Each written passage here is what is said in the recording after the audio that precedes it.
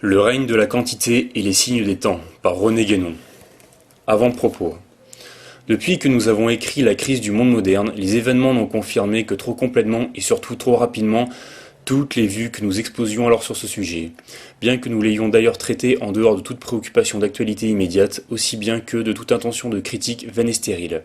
Il va de soi, en effet, que des considérations de cet ordre ne valent pour nous qu'en tant qu'elles représentent une application des principes à certaines circonstances particulières. Et remarquons-le en passant, si ceux qui ont jugé le plus justement les erreurs et les insuffisances propres à la mentalité de notre époque s'en sont tenus généralement une attitude toute négative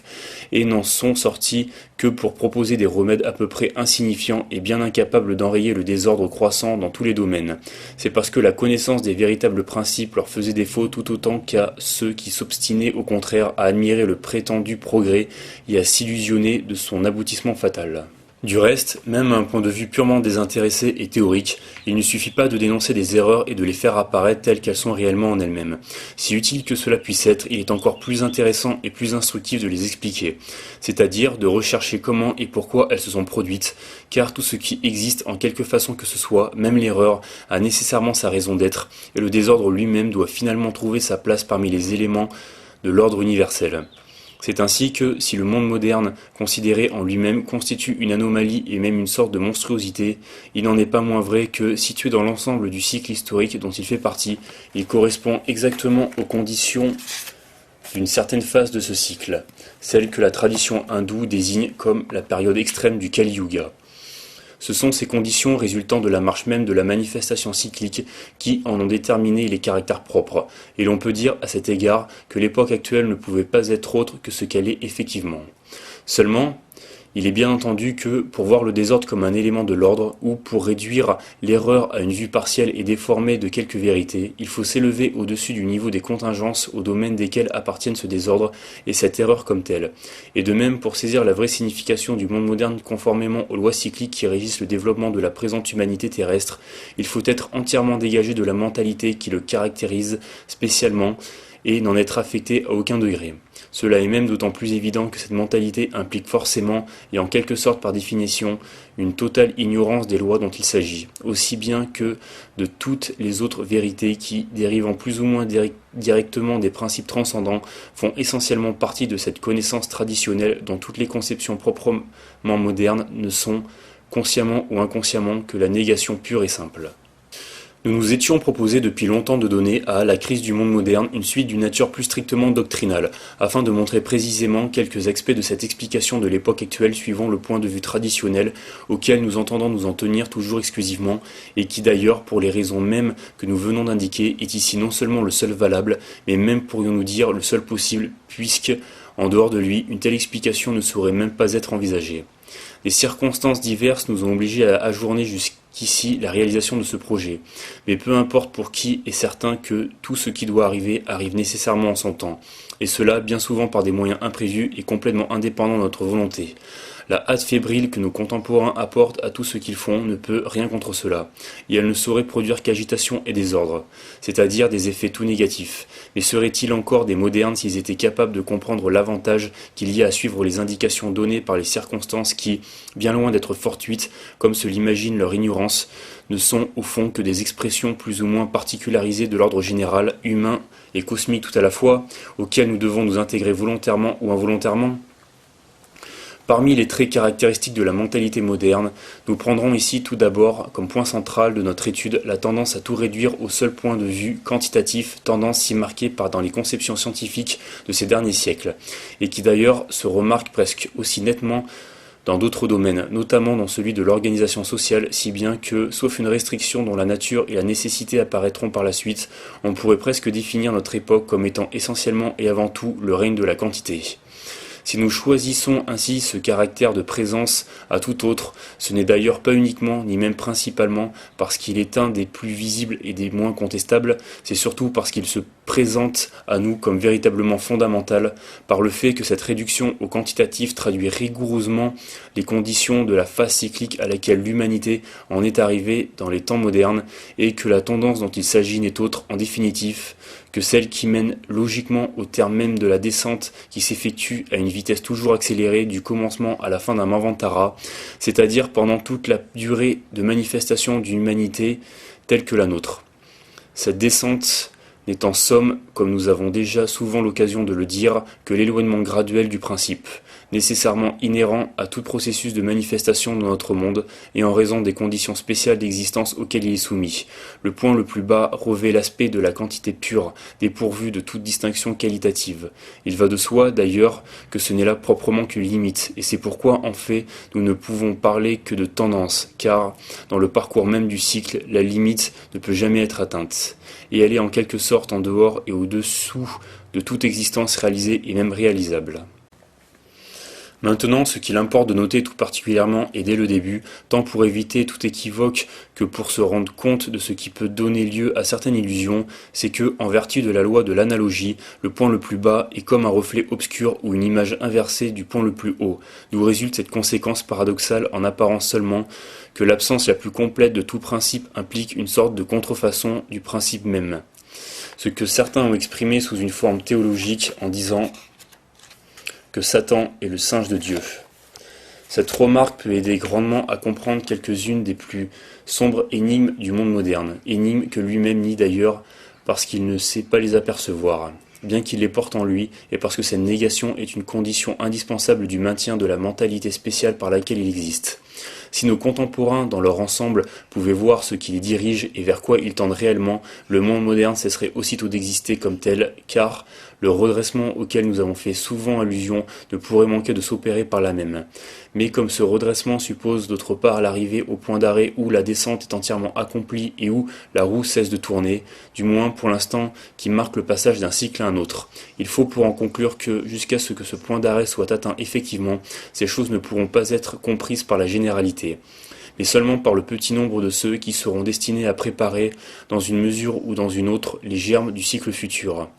Il est à peine besoin de dire que, dans tout ce que nous exposons, c'est à ces derniers que nous avons toujours entendu nous adresser exclusivement. Sans nous préoccuper de l'inévitable incompréhension des autres, il est vrai que ces autres sont et doivent être, pour un certain temps encore, l'immense majorité. Mais précisément, ce n'est que dans le règne de la quantité que l'opinion de la majorité peut prétendre à être prise en considération.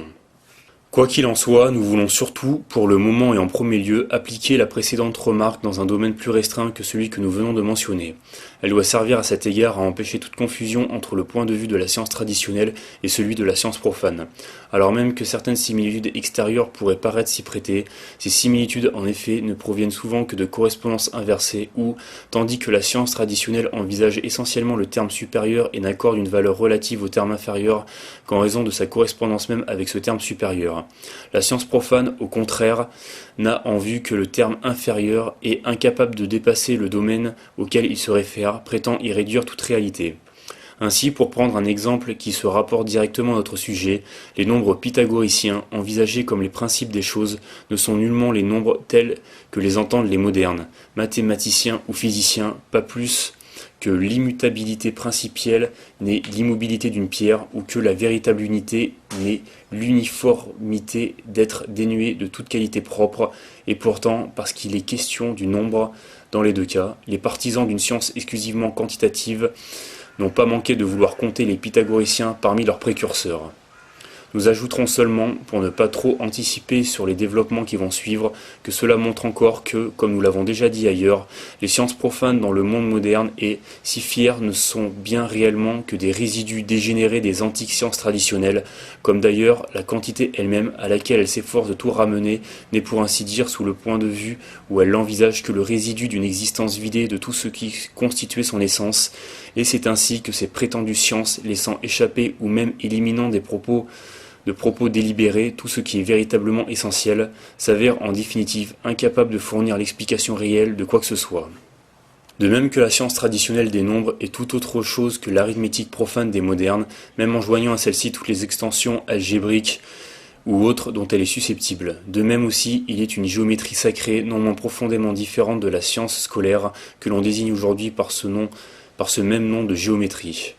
Nous n'avons pas besoin d'insister longuement là-dessus, car tous ceux qui ont lu nos précédents ouvrages savent que nous y avons exposé, et notamment dans le symbolisme de la croix, maintes considérations relevant de cette géométrie symbolique dont il s'agit, et ils ont pu se rendre compte à quel point elle se prête à la représentation des réalités d'ordre supérieur, du moins dans toute la mesure où celles-ci sont susceptibles d'être représentées en mode subtil, et d'ailleurs, au fond, les formes géométriques ne sont-elles pas nécessairement la base même de tout symbolisme figuré ou graphique, depuis celui des caractères alphabétiques et numériques de toutes les langues jusqu'à celui des yantras initiatiques, les plus complexes ou les plus étranges en apparence? Il est aisé de comprendre que ce symbolisme puisse donner lieu à une multiplicité indéfinie d'applications, mais en même temps, on doit voir tout aussi facilement qu'une telle géométrie, bien loin de ne se référer qu'à la pure quantité, est au contraire essentiellement qualitative. Et nous en dirons tout autant de la véritable science des nombres, car les nombres principiels, bien que devant être appelés ainsi par analogie, sont, pour ainsi dire, par rapport à notre monde, au pôle opposé de celui où se situent les nombres de l'arithmétique vulgaire.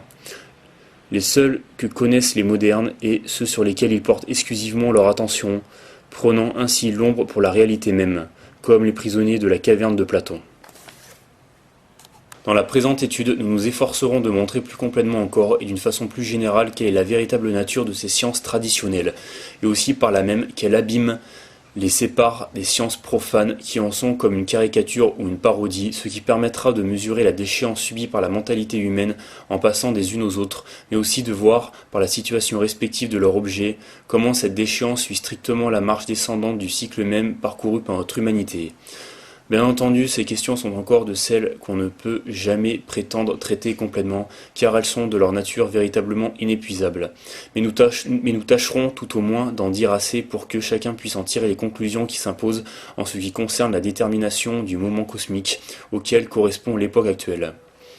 S'il y a là des considérations que certains trouveront peut-être obscures malgré tout, c'est uniquement parce qu'elles sont trop éloignées de leur habitude mentale, trop étrangères à tout ce qui leur a été inculqué par l'éducation qu'ils ont reçue et par le milieu dans lequel ils vivent. Nous ne pouvons rien à cela, car il est des choses pour lesquelles un mode d'expression proprement symbolique est le seul possible, et qui, par conséquent, ne seront jamais comprises par ceux pour qui le symbolisme est lettre morte. Nous rappellerons d'ailleurs que ce mode d'expression est le véhicule indispensable de tout enseignement d'ordre initiatique. Mais sans même parler du monde profane dont l'incompréhension est évidente et en quelque sorte naturelle, il suffit de jeter un coup d'œil sur les vestiges d'initiation qui subsistent encore en Occident pour voir que certains, faute de qualification intellectuelle, font des symboles qui sont proposés à leur méditation, et pour être bien sûr que ceux-là, de quelques titres qu'ils soient revêtus et quelques degrés initiatiques qu'ils aient reçus virtuellement, ne parviendront jamais à pénétrer le vrai sens du moindre fragment de la géométrie mystérieuse des grands architectes d'Orient et d'Occident. Puisque nous venons de faire allusion à l'Occident, une remarque s'impose encore. Quelques extensions qu'est prise, surtout en ces dernières années, l'état d'esprit que nous appelons spécifiquement moderne, et quelque emprise qu'il exerce de plus en plus extérieurement, tout au moins sur le monde entier, cet état d'esprit n'en demeure pas moins purement occidental par son origine. C'est bien en Occident qu'il a pris naissance et qu'il a eu longtemps son domaine exclusif. Et en Orient, son influence ne sera jamais autre chose qu'une occidentalisation. Si loin que puisse aller cette influence dans la suite des événements qui se dérouleront encore, on ne pourra donc jamais prétendre l'opposer à ce que nous avons dit de la différence de l'esprit oriental et de l'esprit occidental, qui est en somme la même chose pour nous que celle de l'esprit traditionnel ou de l'esprit moderne. Car il est trop évident que, dans la mesure où un homme s'occidentalise, quelle que soit sa race et son pays, il cesse par là même d'être un oriental spirituellement et intellectuellement, c'est-à-dire au seul point de vue qui nous importe en réalité. Ce n'est pas là une simple question de géographie, à moins qu'on ne l'entende tout autrement et que les modernes, car il y a aussi une géographie symbolique et, à ce propos, l'actuelle prépondérance de l'Occident présente d'ailleurs une correspondance fort significative avec la fin d'un cycle, puisque l'Occident est précisément le point où le soleil se couche, c'est-à-dire où il arrive à l'extrémité de sa course diurne et où, suivant le symbolisme chinois, le fruit mûr tombe au pied de l'arbre. Quant aux moyens par lesquels l'Occident est arrivé à établir cette domination, dont la modernisation d'une partie plus ou moins considérable des Orientaux n'est que la dernière et la plus fâcheuse conséquence, il suffira de se reporter à ce que nous en avons dit dans d'autres ouvrages pour se convaincre qu'il ne repose en définitive que sur la force matérielle, ce qui revient à dire, en d'autres termes, que la domination occidentale elle-même n'est encore qu'une expression du règne de la quantité. Ainsi, de quelque côté qu'on envisage les choses, on est toujours ramené aux mêmes considérations, et on les voit se vérifier constamment dans toutes les applications qu'il est possible d'en faire. Cela n'a d'ailleurs rien qui doive surprendre, car la vérité est nécessairement cohérente, ce qui, bien entendu, ne veut nullement dire systématique, contrairement à ce que pourraient trop volontiers supposer les philosophes et les savants profanes, enfermés qu'ils sont dans des conceptions étroitement limitées, qui sont celles auxquelles le nom de système convienne proprement, et qui au fond ne traduisent que l'insuffisance des mentalités individuelles livrées à elles-mêmes, ces mentalités fussent-elles celles de ce qu'on est convenu d'appeler des hommes de génie, dont toutes les spéculations les plus vantées ne valent certes pas la connaissance de la moindre vérité traditionnelle. Là-dessus aussi, nous nous sommes suffisamment expliqués lorsque nous avons eu à dénoncer les méfaits de l'individualisme, qui est encore une des caractéristiques de l'esprit moderne. Mais nous ajouterons ici que la fausse unité de l'individu conçu comme formant par lui-même un tout complet correspond, dans l'ordre humain, à ce qu'est celle du prétendu atome dans l'ordre cosmique. L'un et l'autre ne sont que des éléments considérés comme simples à un point de vue tout quantitatif, et comme tels supposés susceptibles d'une sorte de répétition indéfinie qui n'est proprement qu'une impossibilité étant essentiellement incompatible avec la nature même des choses. En fait, cette répétition indéfinie n'est pas autre chose que la multiplicité pure vers laquelle le monde actuel tend de toutes ses forces, sans cependant jamais pouvoir arriver à s'y perdre entièrement, puisqu'elle se tient à un niveau inférieur à toute existence manifestée et qui représente l'extrême opposé de l'unité principielle. Il faut donc voir le mouvement de descente cyclique comme s'effectuant entre ces deux pôles, partant de l'unité ou plutôt du point qui en est le plus proche dans le domaine de la manifestation relativement à l'état d'existence que l'on envisage et tendant de plus en plus vers la multiplicité. Nous voulons dire la multiplicité considérée analytiquement et sans être rapportée à aucun principe, car il va de soi que, dans l'ordre principiel, toute multiplicité est comprise systématiquement dans l'unité même. Il peut sembler qu'il y ait, en un certain sens, multiplicité aux deux points extrêmes, de même qu'il y ait aussi corrélativement, suivant ce que nous venons de dire, l'unité d'un côté et les unités de l'autre. Mais la notion de l'analogie inversée s'applique encore strictement ici, et tandis que la multiplicité principielle est contenue dans la véritable unité métaphysique, les unités arithmétiques ou quantitatives sont au contraire contenues dans l'autre multiplicité, celle d'en bas. Et remarquons-le incidemment, le seul fait de pouvoir parler d'unité au pluriel ne montre-t-il pas assez combien ce que l'on considère ainsi est loin de la véritable unité ? La multiplicité d'en bas est, par définition, purement quantitative, et l'on pourrait dire qu'elle est la quantité même, séparée de toute qualité. Par contre, la multiplicité d'en haut est ce que nous appelons ainsi analogiquement et en réalité d'une multiplicité qualitative, c'est-à-dire l'ensemble des qualités ou des attributs qui constituent l'essence des êtres et des choses. On peut donc dire encore que la descente dont nous avons parlé s'effectue de la qualité pure vers la qualité pure. On peut donc dire encore que la descente dont nous avons parlé s'effectue de la qualité pure vers la quantité pure, l'une et l'autre étant d'ailleurs des limites extérieures à la manifestation, l'une au-delà et l'autre en deçà. Parce qu'elles sont, par rapport aux conditions spéciales de notre monde ou de notre état d'existence, une expression des deux principes universels que nous avons désignés ailleurs respectivement comme essence et substance et qui sont les deux pôles entre lesquels se produit toute manifestation. Et c'est là le point que nous allons avoir à expliquer plus complètement en premier lieu, car c'est par là surtout qu'on pourra mieux comprendre les autres considérations que nous aurons à développer dans la suite de cette étude.